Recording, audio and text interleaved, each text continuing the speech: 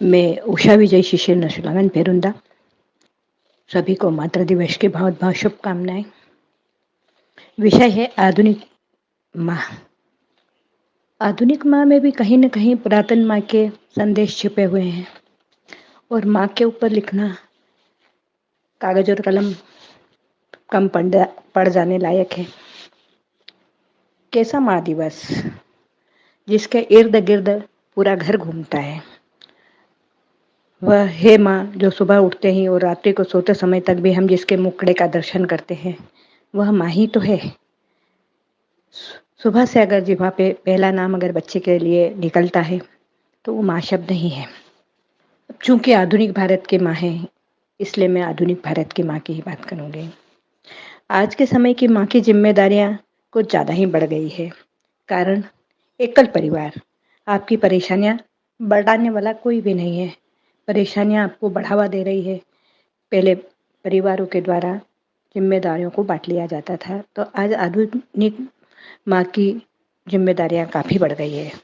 दूसरा अगर हम देखें तो अत्यधिक महत्वाकांक्षा। बच्चे को सर्वश्रेष्ठ बनाने के लिए हर क्षेत्र में माँ ही नींव होती है। जहाँ आज एक एक पॉइंट के ऊपर उन्नति और अवनति है, वो सब देखना माताओं के ऊपर ही निर्भर है। उन्हीं को देखना रहता है अपने बच्चे के लिए। हम बात करें खान पान की, तो बाजार से मिल रही वस्तुओं से बचाकर, इन मिलावटी वस्तुओं से बचाकर बच्चों को स्वस्थ हम कैसे रखें, इसका भी पूरा फोकस माता के ऊपर रहता है। वो इस बात का बरोबर ध्यान रखती है कि मेरा बालक कौन सी चीज़ खा रहा है, उससे क्या उसके ऊपर स्वास्थ्य पे क्या इसका प्रभाव पड़ेगा। आधुनिक समाज में बच्चों का रहन सहन यह भी एक माँ के लिए चुनौती बनता जा रहा है। अच्छे वस्त्र धारण कराने के बाद भी बात करने का तौर तरीका, उठना बैठना, बॉडी लैंग्वेज, यह सब आज बच्चों की विशेष खूबियों में माना जाता है, जिस पर हर माँ का पूरा ध्यान रहना जरूरी है और हर माँ रखती भी है। और आज आधुनिक दुनिया की सबसे बड़ी आवश्यकता अगर कोई सी है तो वह है धन, अर्थ। और अर्थ के लिए जब पति के अकेले की कमाई से अगर घर खर्च या बच्चों की परवरिश सुचारू रूप से नहीं होती है, तो आज उस क्षेत्र में माँ ने भी कदम रख दिया है। अब आप सोचिए, दो दो जिम्मेदारियों को आधुनिक माँ निभा रही है, तो माँ के ऊपर कितना दायित्व होगा।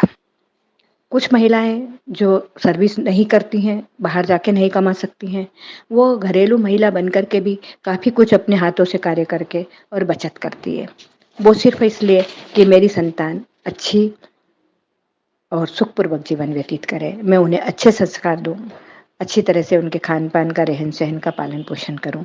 यही उसकी आवश्यकता रहती है और उसी के लिए या तो बाहर जाके कमाती है या घर में ही अपने छोटे मोटे उद्योग या घर के ही कार्य के लिए दूसरी महिलाओं को नहीं लगाते हुए अपने हाथों से कार्य करके करती है। बच्चे के भविष्य के प्रति पूर्ण जागरूक जागरूक जो नारी रहती है, उसे ही हम माँ का दर्जा दे सकते हैं। धन्यवाद।